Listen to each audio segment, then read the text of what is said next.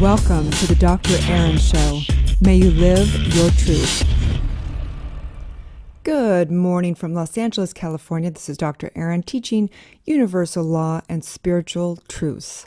So today we are going to talk about how do successful people think? This is a highly asked question across the board on the internet. People want to know what makes the difference between someone who's successful versus not.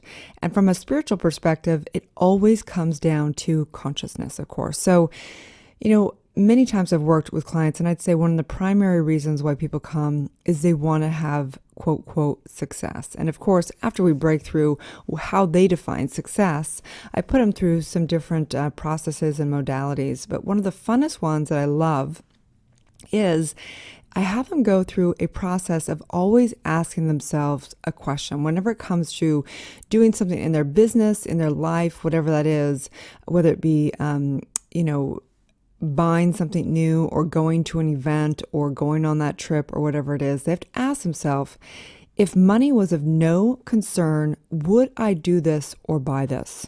And if the answer is yes, then they have to begin to innovate to figure out how to be able to do it. Because bottom line is this, from a metaphysical standpoint, the moment you make money more powerful than you, because you're that powerful of a creator, is the moment that you create yourself to be disempowered around money.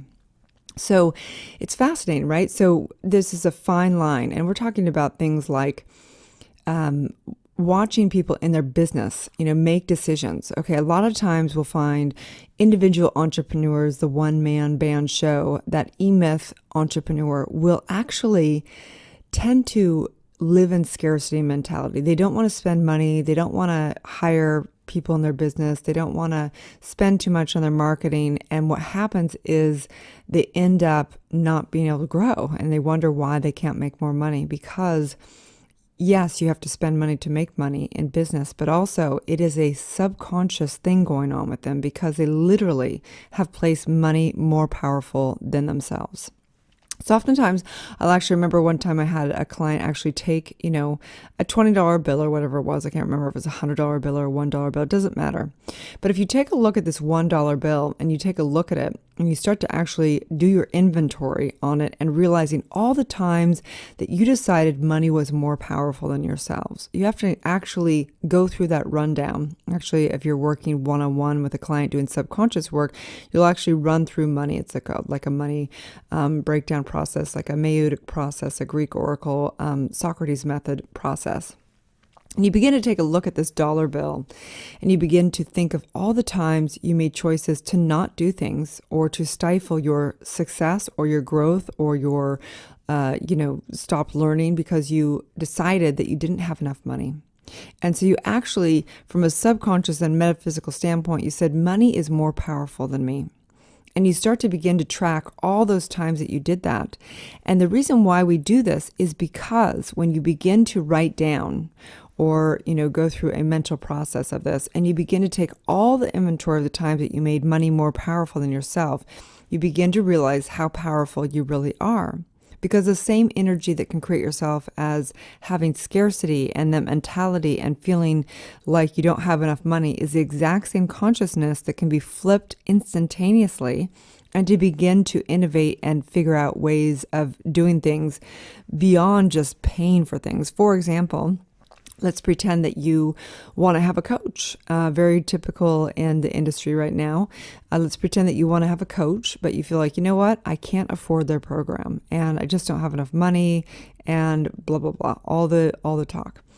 And so basically you decide to not do the program. So number one, you have began to found a way that money is more powerful than you. And then you're also not growing. So it's just a snowball effect, right?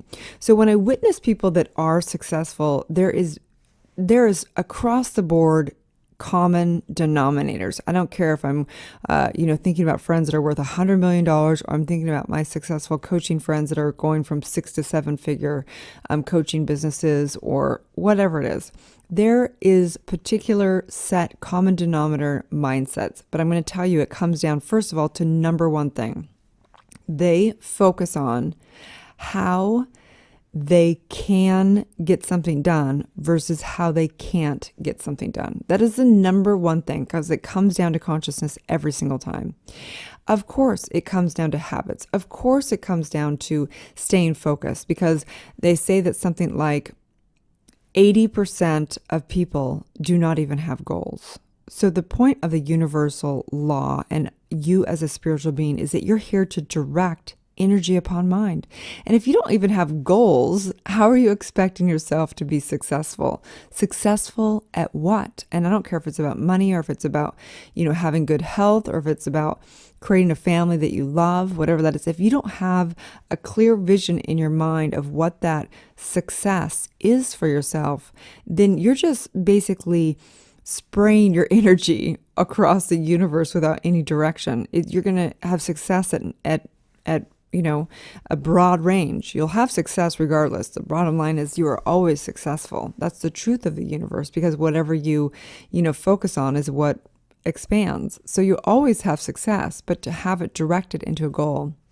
So successful people, number one, always come from consciousness of how they can succeed. They always are focusing on how they can do something versus how they can't do something. Number two is that they truly have habit. They have goals, and they have goals, bigger goals, and they have smaller goals. So each day they have a goal, each week they have a goal, each month they have a goal, and they have a bigger, say, 10-year goal, 3-year goal, 5-year goal, whatever that is. They also have habits, because we are habitual beings. And if you want success, you've got to have structure. You've got to have implementation. You've got to have being consistent in what you're doing. Successful people also, and there's not number 1 through 5 today or whatever it is, I'm just kind of breaking it down. There are delegation. Successful people understand how to delegate, because whether you're talking about your business and growing your business, you need to learn what you're good at and what you're not good at. And so you don't have it stop you what you're not good at. You don't go, well, you know what, I can't have a success because I'm just not good enough for this. Or I can't do this one aspect. I can't do accounting. I can't keep the details. They learn how to partner. Maybe they don't have money to pay for employees, so they decide to partner with people, and they begin to have that success through delegation. Okay. And then this is the biggest thing that I see people that are successful. Everyone has obstacles. Everyone has things that come up, problems in their world, whether it be in their business or their health or whatever it is. And successful people see problems or obstacles as opportunities. They see how this is the opportunity for them to awaken, expand, and grow. Okay? So that is the number one thing I see successful people. How do successful people think?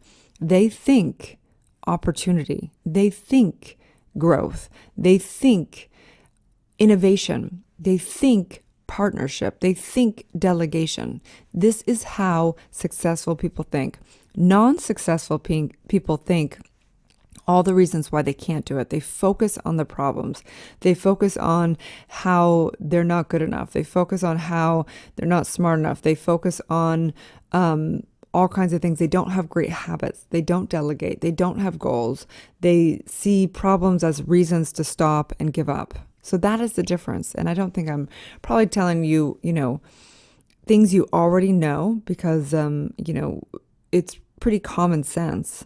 But the difference is this. People will ask, okay, well, I know everything I can do, but why can't I do it? And that is where subconscious work comes in. And if you're familiar with my work, I teach how to retrain your subconscious. So that is another day and another topic. But this is how they think, okay?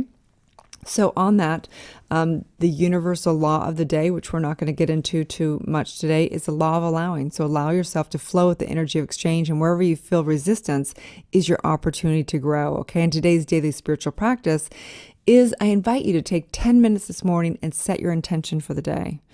People wake up and they look at social media and do all kinds of things, but if you want to have success today, let's not think about tomorrow, today.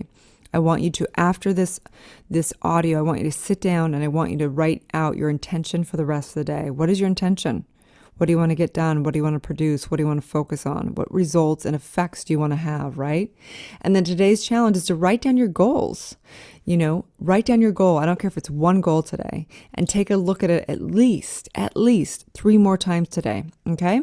So if you've benefited from this talk, please like, share, and comment. Please share this with somebody that you feel would benefit, that you feel maybe could use some direction in their life. You can find me at erinfalhaskell.com. You can also get my free app at drerin.tv, which has 30 guided meditations on it, which has lessons. It has this daily podcast. It also has interviews from Focus TV on there, all about consciousness, awakening, conscious commerce. We talk about conscious dating. We talk about vitality and health and wellness and lifestyle and all kinds of fun things, you guys. So have a divine day. And you can also find my book.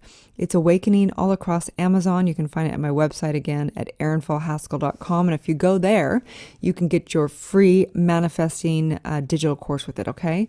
So have a divine day and know that you are always successful. There's nothing but success. It's impossible to not be successful as far as spiritually. It's just now you get to direct it to what you truly desire. May you live your truth.